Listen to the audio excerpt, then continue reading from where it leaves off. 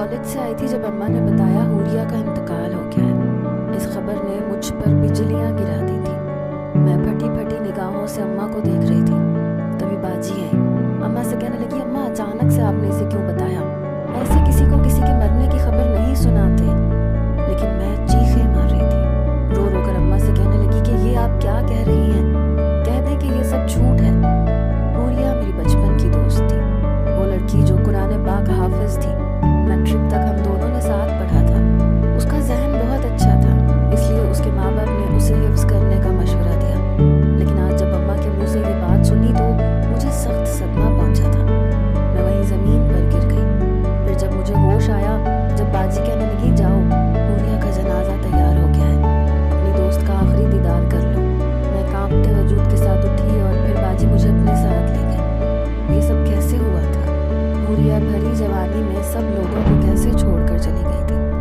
ऐसे कई सवाल मेरे जहन में कुल मिला रहे थे। लेकिन उस वक्त मेरा जहन सख्त सदमे की कैफियत में था। मुझे आते देखकर सबने रास्ता छोड़ दिया। मोहल्ले का बच्चा बच्चा ये बात जानता था कि मेरी और हुरिया की दोस्ती किस कदर गहरी थी। मैं उसके जनाजे से लगकर रो रही थी, चीखें मार रही थी। मुझे देखकर सब लोग मुझे तसल्ली दे रहे थे।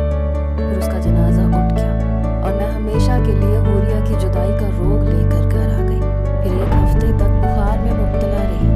अम्मा और बाजी मुझे तसल्ली देती, कहती कि जाने वाले चले जाते हैं, एक दिन सबको ही जाना होता है, इसलिए तुम अपने आप को जिंदगी की तरफ मोड़ने की कोशिश करो। लेकिन मैं क्या करती? वो मेरी बचपन की सहेली थी, इतनी खूबसूरत, इतनी नेक, पर्देदार लड़की।